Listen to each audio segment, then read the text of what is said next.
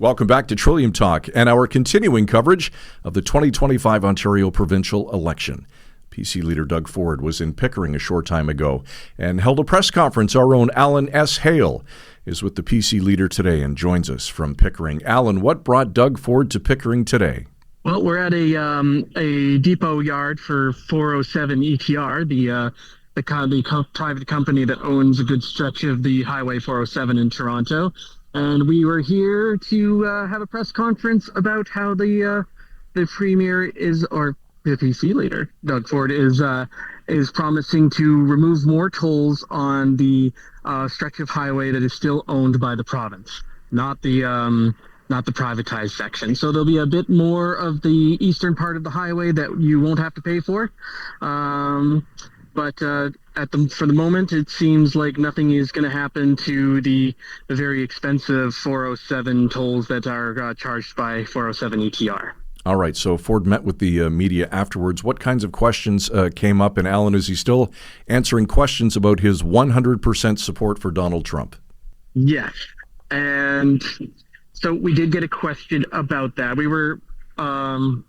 We asked him about some of the other things that, beyond tariffs that Trump has done and said during his 4 years out of office and during the presidential election campaign. Stuff that has happened to him. He's a convicted felon. And there's a lot of controversial positions the president has taken before his reelection. And we asked Ford why he would support such a person and how he would respond to concerns that he may have, that this shows a lack of moral judgment on his part. And the PC leader just sort of shrugged that off. He's like, well, people all know where I stand, without really addressing the question.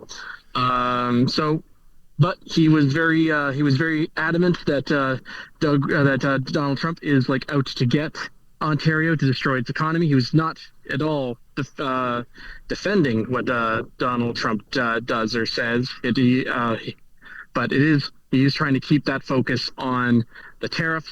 And even though we have this 30-day pause, Mr. Ford says that we still have to be worried about what might happen with President Trump in the next 1, 2, 3, or 4 years. All right. And Ford actually did something a little bit different today that he's not done so far on this campaign. He cut the media scrum short and limited the number of questions that were asked. Yes. Apparently a new rule starting today is that only 6 reporters will get to ask questions at PC press conferences going forward with Doug Ford. For people who don't really know and don't really watch press conferences, basically what happens when we do a press conference with the premier or any of the PC ministers usually is that there'll be a microphone. And we'll all line up in front of this microphone and we'll ask a question and we get one follow-up. And usually, at least in recent times, we will go through all the reporters in the room. Everybody will get a turn at that microphone. Today, we had about 10 reporters or so, maybe 9, 10 reporters, but the Mr. Ford's staff told us that only the first 6 people would get to have questions. And unfortunately for me, I turned out to be number 7. I'm sure it wasn't anything, it wasn't directly targeted at me, it was just happenstance or anything like that, but it doesn't change events. It is interesting that this is happening immediately after the hot mic incident, which was caught by media pool TV camera video. But yeah, the government is saying that it's really about keeping things short. The one time that the number 7 wasn't lucky. I want to get back to U.S. tariffs for a second. Alan, Bonnie Crombie is saying that now that the tariffs have been paused, Ford has lost his excuse for the election. Has he responded to that actual question? Not as such. But it is clear that, like I was mentioning earlier, that the TC leader is very, very set on trying to keep this campaign on tariffs. like he was saying, is like just because tariffs might be off the table now doesn't mean that they're not going to make a comeback. And any time in the next 4 years, this is like more. On yesterday, he said that the tariff question was more serious than the pandemic was. And I guess you could make that argument. It is a very, very very scary sort of situation when you're looking at supposedly 450,000 job losses just in Ontario. So it is definitely an important issue, but it seems like it is the one issue that PCs really want to talk about, and they don't really want to talk about anything else. And now that we have this reprieve, we have the other parties sort of pushing more domestic issues, and I think we saw more questions today about domestic issues and less about tariffs, maybe to the chagrin of the PCs. And it's a great segue, Alan, into a new poll commissioned by the Trillium that shows most Ontarians don't buy Ford's reason for calling this election. In fact, the consensus is it was done for self-serving reasons. Did Ford have a reaction to those new polling numbers? I had a chance to ask him about it, I would. If only you were number 6, Alan.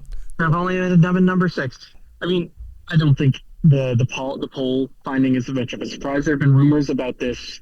There have been rumors about an early election for many, many months before Trump even began talking about tariffs. So, I mean, I'm not surprised. I don't think anybody should be surprised that a lot of people weren't buying that justification, but it is the theme we've gone with, and that's the theme the PCs are sticking to. All right, quickly to NDP leader Marit Stiles in Toronto today to make an announcement on encampments and homelessness. Our colleague Jack Howen was there and asked her if she would allow supervised drug consumption at the Ford government's proposed heart hubs.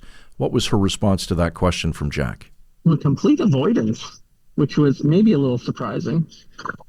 Because usually the NDP are usually in favor of supervised drug consumption because it's a harm reduction thing, and it keeps people from dying of overdoses prematurely. At least that's the idea behind it. And usually you would think the NDP would continue to support that. But these new heart hubs that the PCs have been working to set up are intended to do other mental health and addictions treatments that are anything other than harm reduction schemes. And so the Trillium asked her if there was an NDP government, they would allow harm reduction supervised consumption in these hubs. And she completely avoided the question, which is, does that mean that the NDP support for supervised consumption is softening? They don't think it's a winning issue anymore, so they don't want to be pinned down on a position on it.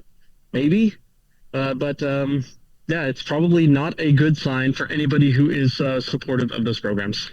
All right. Finally, what's on the agenda for the rest of the day as far as the leaders are concerned, or are things winding down?